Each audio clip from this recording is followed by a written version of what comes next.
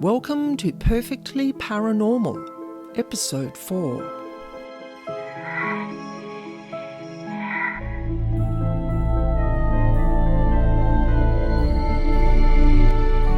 My name's Annaschmidt, and I'm here every week to share with you true paranormal encounters and information about devils, demons, and dark energy beings that no one else talks about. And this week we're talking about, are paranormal beings dangerous?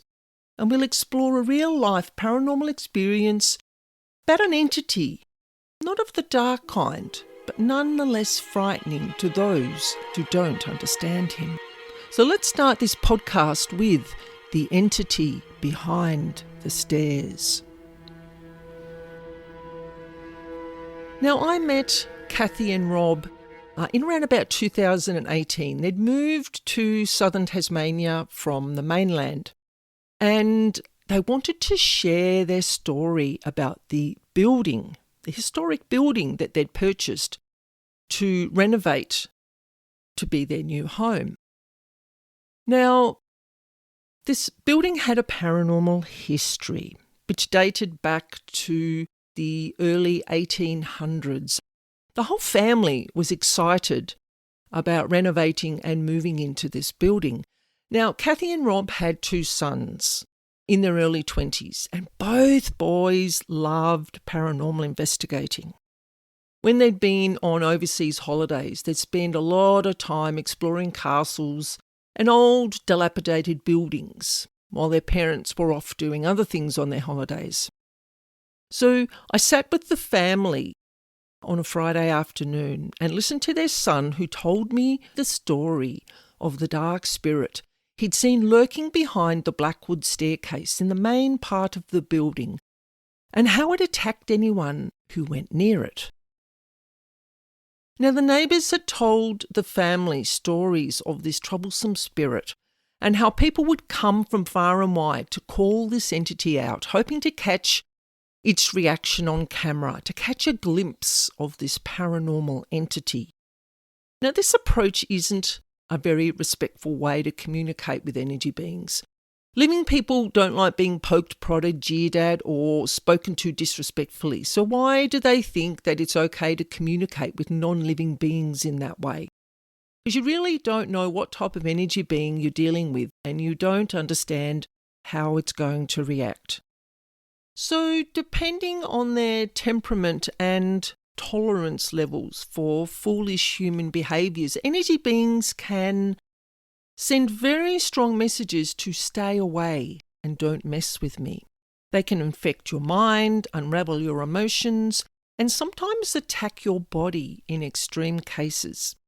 So over a 5-year period, this being behind the stairs had supposedly scratched many people who had entered this abandoned building with ill intentions, and one man was left delirious for weeks, while another never fully recovered his faculties. The family was intrigued to see what kind of response that I would get. They'd been in the building many, many times as a family, day and night. They'd not seen it. They'd not felt it.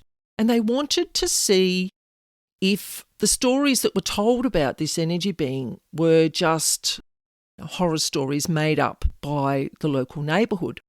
So over the coming months, the family invited me to visit the building on numerous occasions. And I'd sit behind the stairs very quietly, just making general conversation, just speaking very gently and softly into that space behind the stairs. And only once did I see a fleeting glimpse of a being with my physical eyes. It was just like a black shadow that moved around in that dark space, and I felt something sort of waft past me at one stage. And I did, over many times, smell the stench of rotting eggs. Now, like that is a really, really defined smell. Now, these dark energy beings can quite often drop a stink, is what I call it. If they're upset or they don't understand, they're not really sure, they don't trust. So they'll drop this smell just to let you know that they're there. Now, it didn't frighten me. More so, I just continued what I was doing, just treading softly and being gentle. Now, you're going to love this. Late one night, I was sitting in my lounge room thinking about this being behind the stairs, and I saw the vision of a teddy bear in my third eye. Now, this bear was brown, it had a little backpack on, and I'd had a bear similar to this in my house for quite a few months now. It was a present from a friend. It was one of the paranormal investigation tools that I used to use a few months ago. And this bear was just sitting on a shelf in my bedroom. I had just this quick flash of the bear's image in my mind, and I knew that this energy being wanted what I call an offering. Now, I was more than happy to give this bear as a gift, and the family were intrigued as to why this energy being wanted a teddy bear. Now, when you think about it, why does anyone want a teddy bear? They're soft, they're cuddly, they make you feel nurtured and comfortable, So this made me think, is this actually a dark energy being, or is it something else? Now, this being felt comfortable enough to show himself to me over the next few months, and I glimpsed his form through flashes in my third eye, just very quick visions. He was not a dark energy being at all, but he was an elemental who cared for the surrounding land as a type of spiritual caretaker. Now, from what I could see, he had a large round body covered in long, straggly, sort of clumps of matted brown hair.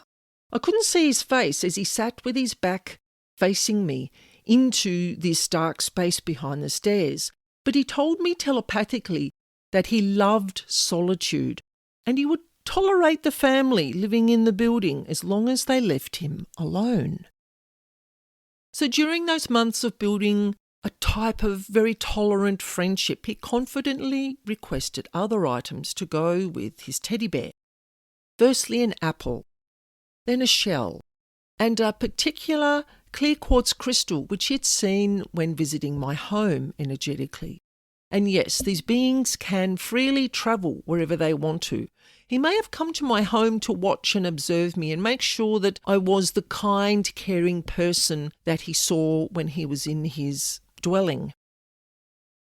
The elemental being never hurt me or affected my mind in any way in all the time that I spent with him. And do you know why? Because it's all about the approach. So every energy being responds to respect and kindness. Some beings require more time to calm their ruffled feathers. They don't quite trust, and we can understand why. So I just added patience. And I just continued because I wanted to know about this being.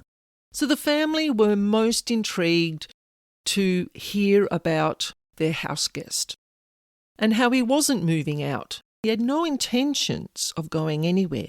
I'd asked him many times why he was located at that particular place. He didn't have an answer. It was just that this is where I am and this is what I do, and I just asked to be left alone. And the family all decided that they could live alongside him and respect each other's needs.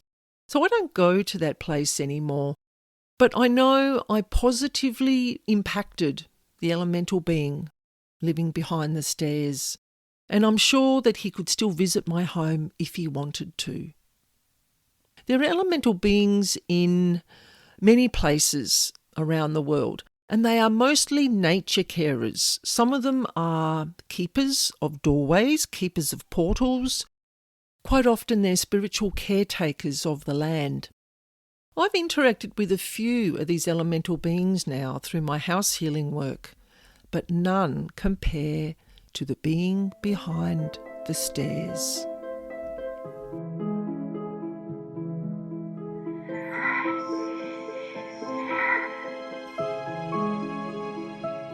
So now we're going to look at a question from Emma, who lives in Ohio in the USA. And she asks, are dark entities dangerous? Now, this question has two answers from my perspective, yes and no, depending on what you want to believe. So let's start with the no. So over the centuries, many of the societies around the world have trained the mass population to believe that Satan and demons will harm you, they will hurt you, they're out to get you. This is all fear and control-based behaviour, and not the opinion that I have personally or what I have observed over quite a few decades of my own life. There's always rebels though, and I have experienced pushes, shoves, electric shocks, and attempts to mess with my mind, but I've never come to physical harm in the 35 years plus that I've been doing this work. And I'm going to be talking a lot about this through many, many stories that I'll share in this podcast. These beings don't trust us. They've been persecuted over the centuries, like I've just mentioned, and their instant reaction from 80% of them is distrust. There's probably 10% who are out to pinch, punch, poke, prod, or give electric shocks, but they're always warnings. They're never designed to harm us because we are a food source. These energetic beings feed off the negative energetic imprints that we create through our emotions. They can enhance and exacerbate already existing mental health conditions, but they don't actually cause these conditions in the first place. They know what our triggers are. So, in a way, they will trigger us to create, whether it be mentally, emotionally, or physically, the energetic food that these energy beings need to feed off. So they're not as detrimental as they've been made out to be in the history books. That they do it for another reason. So are they dangerous? Depends on your perspective. I'm not going to say definitely yes or definitely no. It all comes down to what you personally want to believe. But in this podcast, I am going to be sharing all sorts of different perspectives. So I don't judge. Any questions that come in, I am open to share and help educate people about these dark energy beings from a different perspective. So in episode 5, we're going to look at how dark energy beings move around in our environment. They have some really ingenious ways of getting about, and I'm going to share with you what I know. And oh my gosh, I'm going to share one of my all-time favourite stories, Tasmanian story again. In the early days, I did a lot of local work before I started working remotely worldwide. So this is a real doozy. This is a story about a demon hunter who wanted to go part-time. And the second interesting part of this story is about the demonic being that presented itself in my kitchen. Now, this was a game changer for me. This was an up-leveling of my skills in the early day, and it really opened my eyes to the different rankings of dark and demonic level beings that are out there. So I look forward to sharing these spooky interactions with you in episode 5.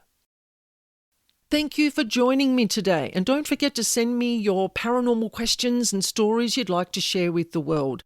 I'm always up for a good paranormal story. You can email me at spiritualbeing44@gmail.com.